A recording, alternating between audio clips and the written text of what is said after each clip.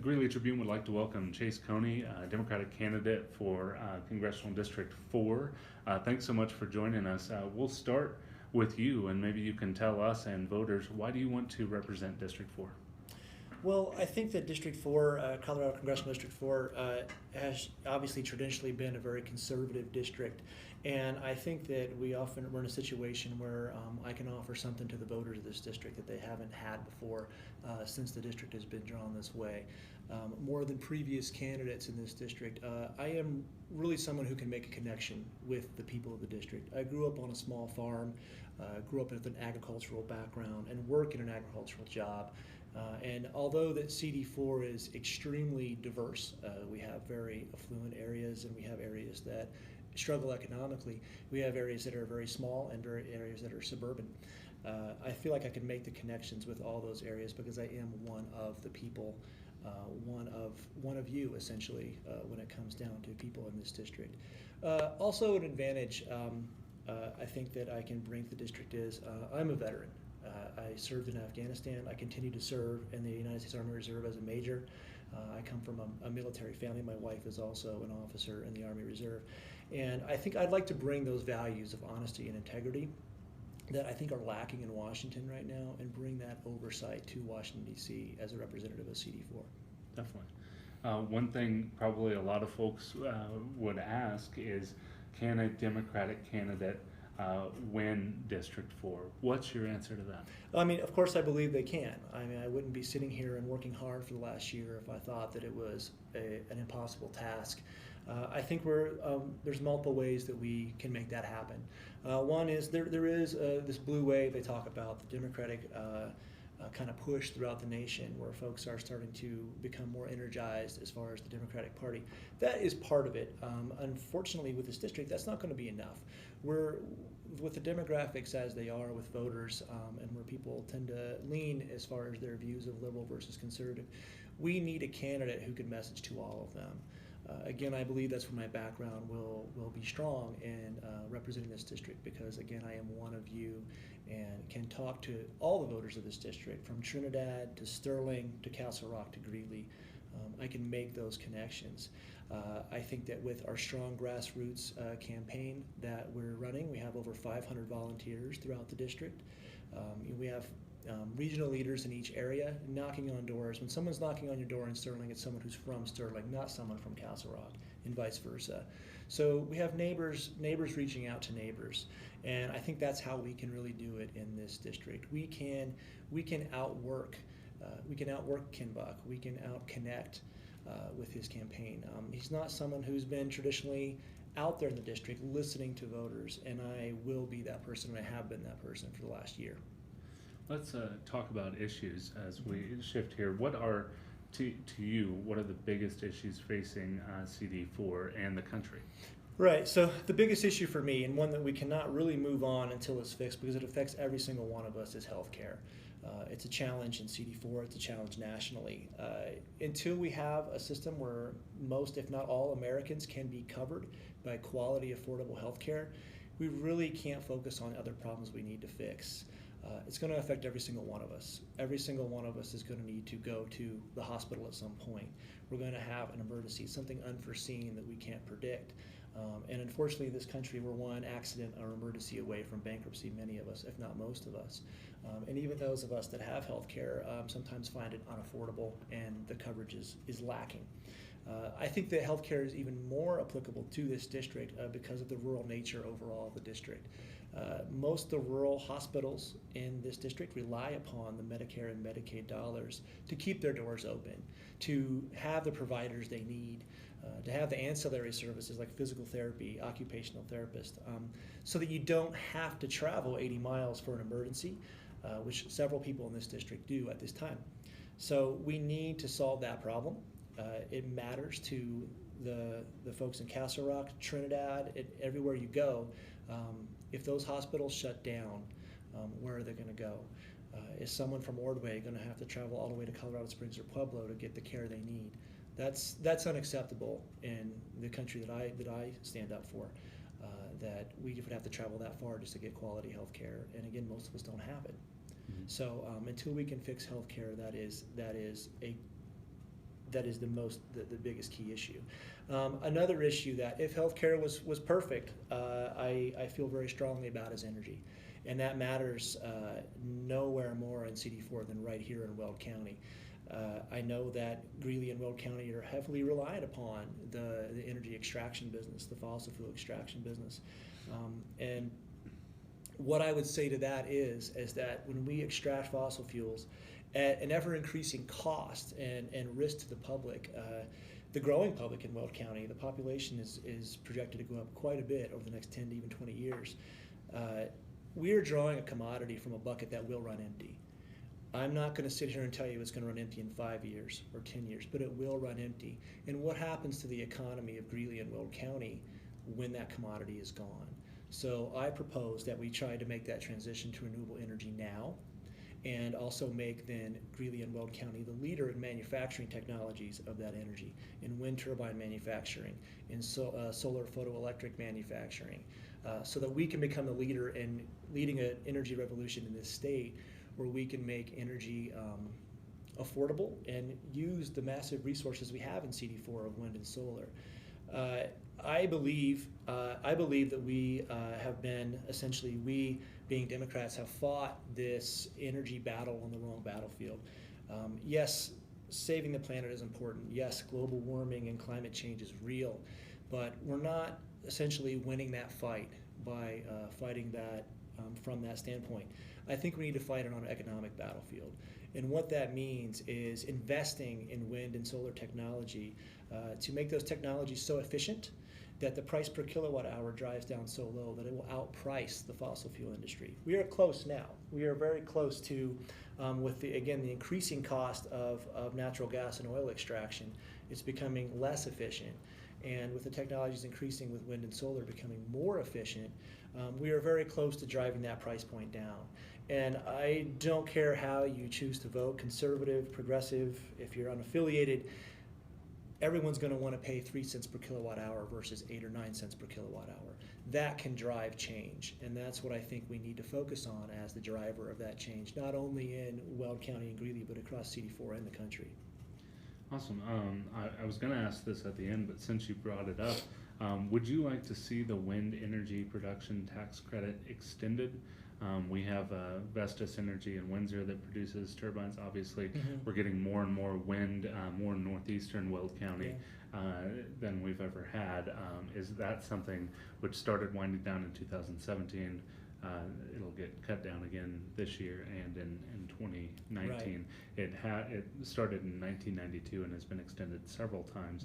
Is that something you would look into extending? Absolutely. Again, we need to. It does take investment and to make these technologies grow.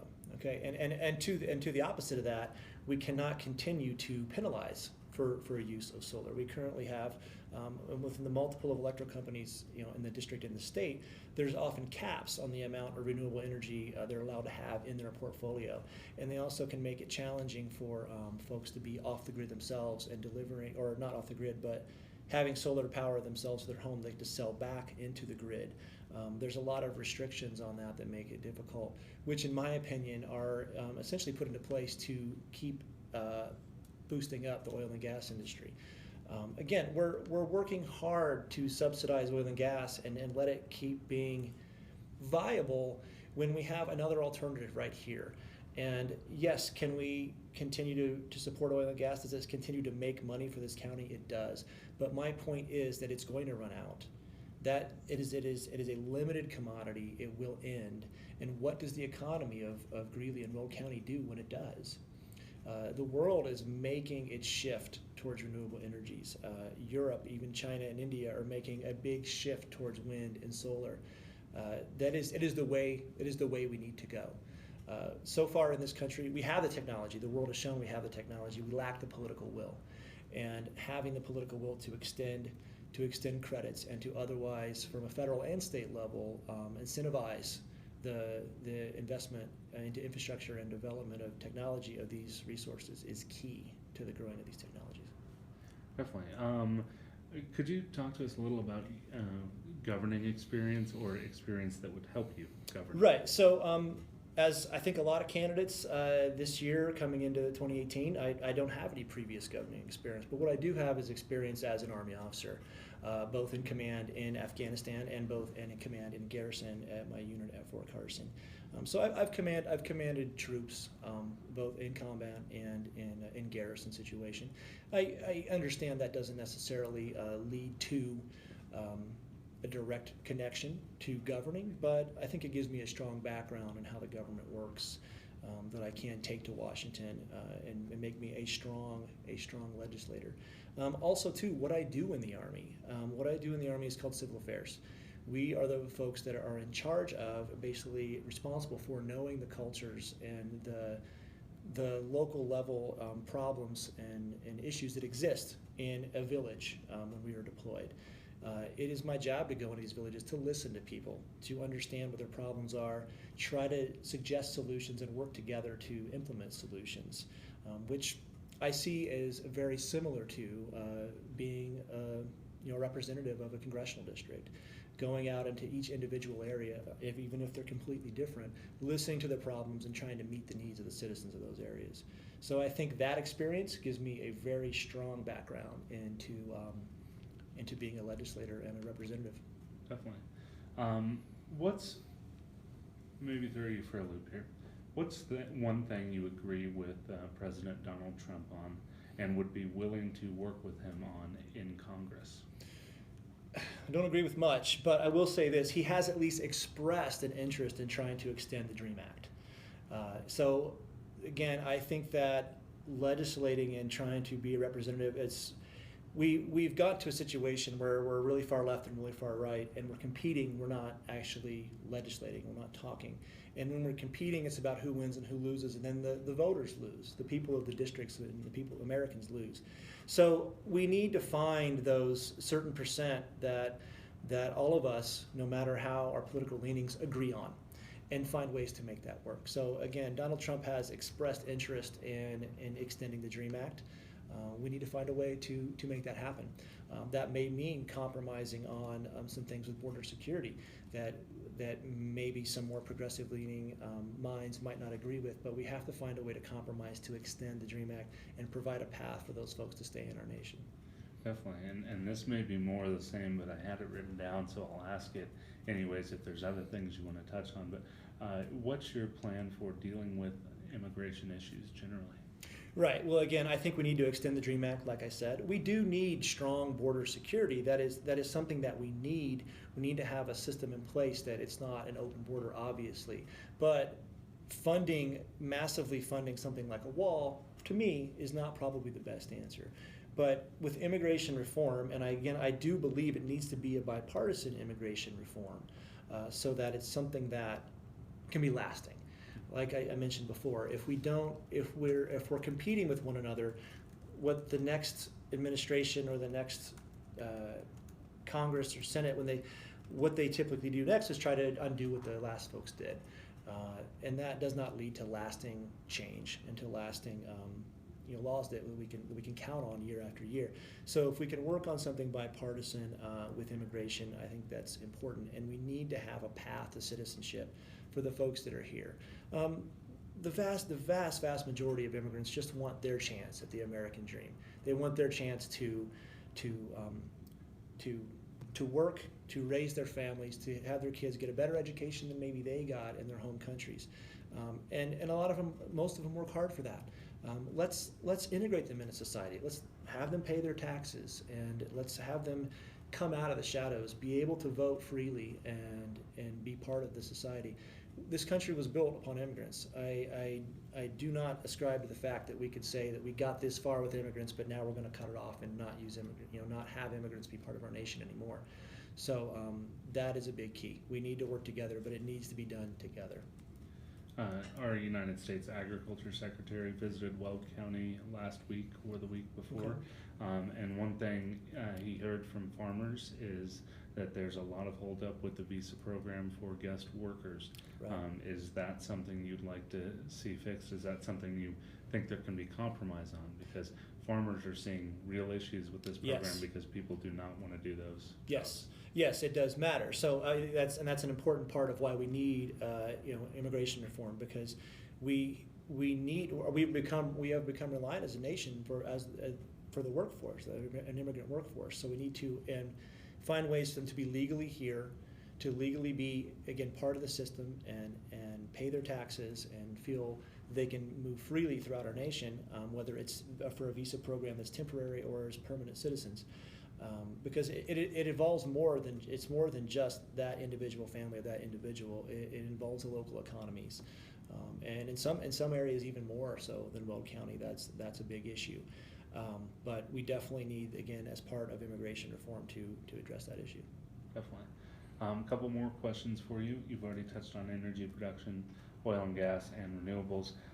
Incumbents in any political race typically have an advantage. Mm-hmm. Why should Representative Ken Buck be replaced?